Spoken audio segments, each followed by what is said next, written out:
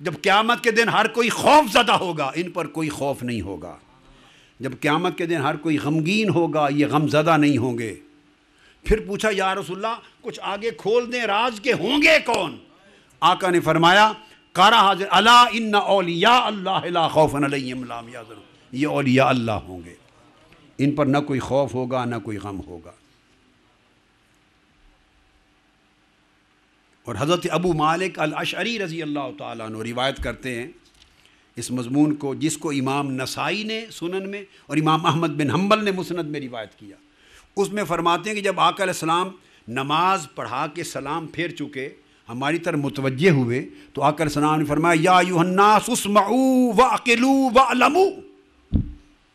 ہمیں جھنجھوڑا، فرمایا لوگو، صحابہ کرام سے فرمایا آج میری بات سنو اور عقل کے دروازے کھول لو، سمجھو میں کیا کہہ رہا ہوں، وَعْلَمُوا، اچھی طرح جان لو میں کیا کہہ رہا ہوں۔ 3 لفظ بولے، مجھے سنو،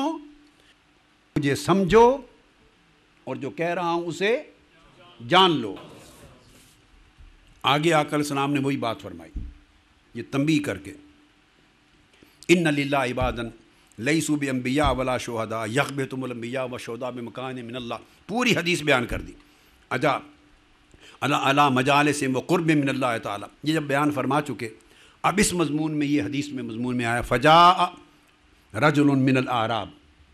ایک اعرابی آیا، دیہات کا رہنے والا صحابی، پیچھے سے اٹھا یہ بات سن کر، والوا بید الی نبی اللہ صلی اللہ علیہ وسلم، اٹھ کے آقا علیہ السلام کی بارگاہ میں جھک کے بیٹھ گیا اور حضور علیہ السلام کی طرف اس طرح اشارہ کیا، یا رسول اللہ، اس طرح ہاتھوں سے اشارہ کیا۔ دیہاتی تھے نا، تو وہ جس طرح چاہے کرتے، یہ کام صحابہ نہیں کر سکتے تھے۔ فقال یا نبی اللہ صلی اللہ علیہ وآلہ وسلم ناس من الناس، کیا عجیب بات آپ نے فرمائی، لوگوں میں سے کچھ لوگ ایسے ہوں گے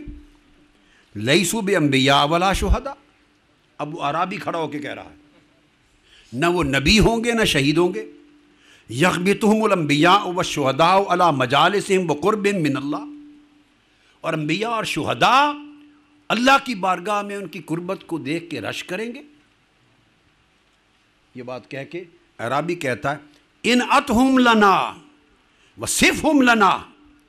یا رسول اللہ ذرا ان لوگوں کی تفصیل تو ہمیں بیان کیجئے اور ذرا وضاحت تو کیجئے، ان کی صفت تو بیان کیجئے، کچھ متعین کر دیجئے، روا راز کھول دیجئے، وہ ہیں کون؟ یہ سوال کیا اس نے، انعتہم لنا وصفہم لنا،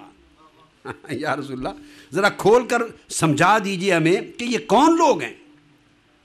اور ایک حدیث میں فرمایا، انہوں نے عرض کیا صفہم لنا وحلہم لنا، ان کا ذرا حلیہ بیان کر دیجئے، ان کی صفتیں بیان کر دیجئے، پہچان بیان کر دیجئے، کون ہیں؟ اب حدیث سنیے، جب اس نے یہ سوال کیا تو حدیث کے لفظ ہیں فسر وجہ رسول اللہ صلی اللہ علیہ وسلم لسوال الاعرابی، اس اعرابی کی یہ بات سن کر آقا علیہ السلام کا چہرہ انور خوشی سے تمتما اٹھا، چمک اٹھا خوشی سے، دل سے چاہتے تھے کہ بات میں نے کر دی، اب کوئی ذرا مجھ سے تفصیل پوچھے تو میں نومینیٹ کر دوں، راز کھول دوں، بتا دوں کہ کون ہوں گے قیامت تک میری امت میں۔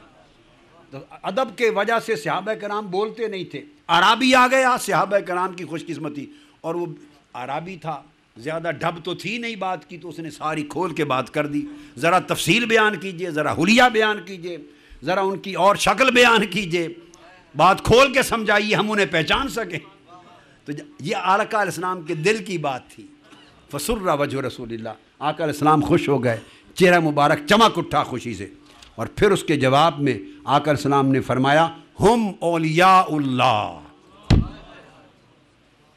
ہم اولیاء اللہ الذین لا خوف علیہم ولا هم یحزنون، یہ اللہ کے ولی ہوں گے، اولیاء جن پر کوئی خوف و غم نہیں ہوگا۔ اس کو امام احمد بن حنبل نے مسند میں، اور امام نسائی نے اپنی سنن میں، امام ابن حبان نے اپنے صحیح میں روایت کیا، اور امام ابو یعلا نے اپنے مسند میں، امام ابن ابی شیبہ نے اپنی مصنف میں، امام طبرانی نے معجم میں، امام بہقی نے شعب الایمان میں، امام عبداللہ بن مبارک نے الزہد میں، امام منذری نے الترغیب والترغیب میں، اور امام حاکم نے الغرض بے شمار ائمہ نے اپنی اپنی اسانید صحیحہ کے ساتھ اس حدیث اور مضمون کو روایت کیا۔ تفصیل کے لیے میری حدیث کی کتاب ہے روضۃ السالکین فی مناقب الاولیاء والصالحین، 400 حدیث ہیں اولیاء اور صالحین کے مناقب پر، 400 حدیث کی تفصیلات پھر اس میں موجود ہیں، آپ پڑھنا چاہیں تو آپ اس کو پڑھیے۔ میں نے خلاصتاً یہ بات عرض کی، سمجھانا مقصود یہ تھا کہ جب یہ محبت ہو جاتی ہے، اللہ رب العزت محبت کرتا ہے ان کے ساتھ، تو پھر ان کو یہ جگہ دیتا ہے بیٹھنے کی۔ پھر اس کی محبت کے تقاضے یہ ہوتے ہیں کہ اس کو امام بخاری نے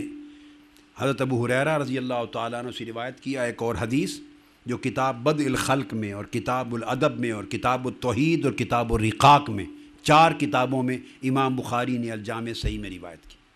اور امام مسلم نے کتاب البر والصلہ، اور امام مسلم نے باب قائم کیا اذا احب اللہ عبدا حببہ الی عبادہ، باب بنایا، چیپٹر، کہ اللہ کو جب کسی بندے سے محبت ہو جاتی ہے تو وہ اس بندے کو لوگوں کا بھی محبوب بنا دیتا ہے۔ اللہ کو جب کسی بندے سے محبت ہو جائے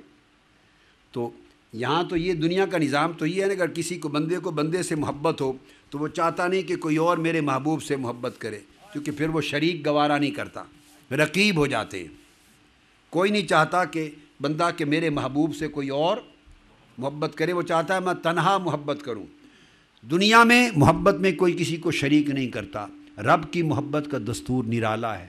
اس کو جس سے محبت ہو جائے وہ سارے جہان کو شریک کرنا چاہتا ہے، مگر ان دلوں کو جو دل اس محبت کے لائق ہوں۔ اس پر حدیث پاک میں آقا علیہ السلام نے فرمایا کہ پھر جس سے اللہ محبت کرتا ہے، من احب ھذا العبد یحبہ اللہ، تو اللہ اس کو محبت کرتا ہے، اور جو شخص اس بندے سے بغض رکھتا ہے اللہ اس کے ساتھ بغض رکھتا ہے،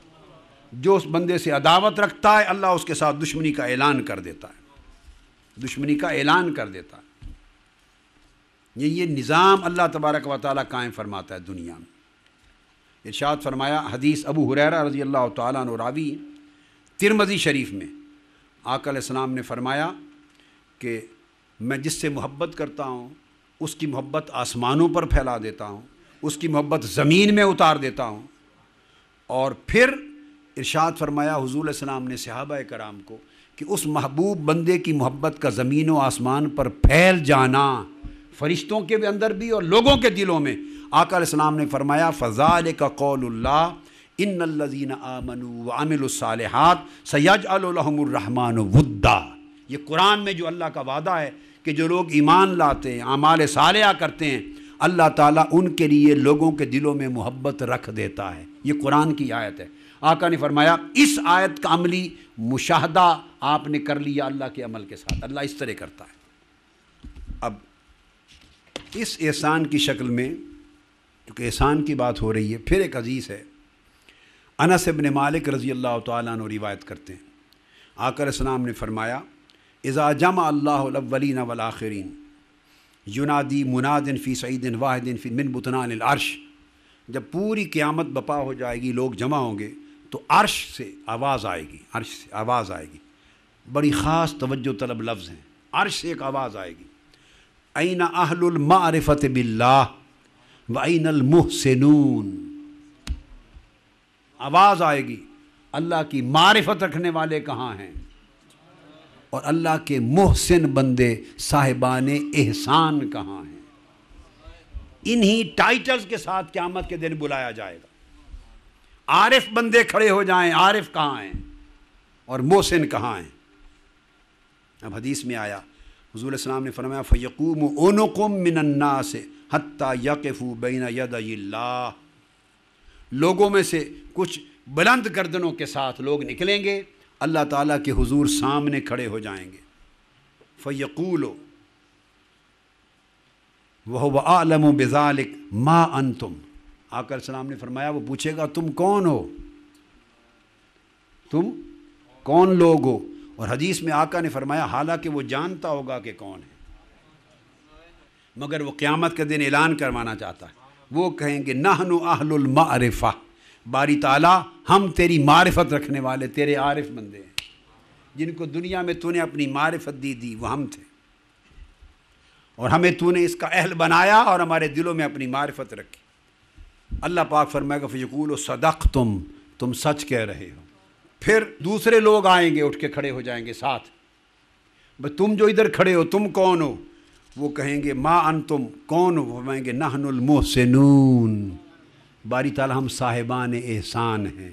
قال صدقتم، فرمائے گا تم سچ کہتے ہو۔ آقا علیہ السلام نے فرمایا کہ اللہ پاک فرمائے گا ما علی المحسنین من سبیل، بلائے گا فرشتوں کو، آؤ یہ میری معرفت والے عارفین، یہ میرے محسنین، ان کا تعلق میرے ساتھ ایسا ہے کہ کوئی حساب و کتاب نہیں، ان کو اور جن جن کو کہیں لے جاؤ جنت میں۔ ما علیکم من ادخلوا الجنت برحمتی، یہ بات کہہ کر حدیث کے لفظ ثم تبسم رسول اللہ، پھر حضور مسکرا پڑے، ہنسنے لگ گئے۔ اللہ، پھر آقا علیہ السلام تبسم کے نہ ہو گئے، ہنسنے لگ گئے۔ بتانا اشارہ تھا کہ تمہیں کیا خبر کہ اللہ کے کیا